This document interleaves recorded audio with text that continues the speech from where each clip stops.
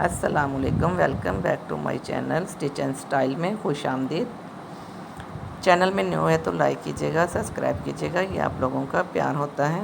आज हम एक न्यू वीडियो के साथ हाज़िर हैं। सिंपल शर्ट की कटिंग करने का तरीका आपको बताएंगे। अपने नाप के मुताबिक शर्ट को ड्रा करें, सिलाई का मार्जिन रखते हुए इसकी कटिंग कर दें।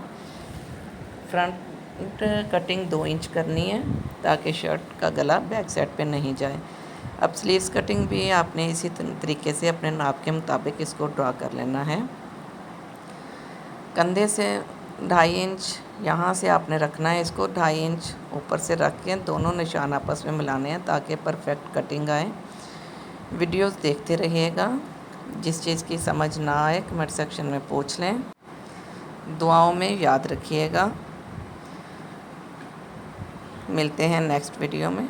अल्लाह हाफिज़।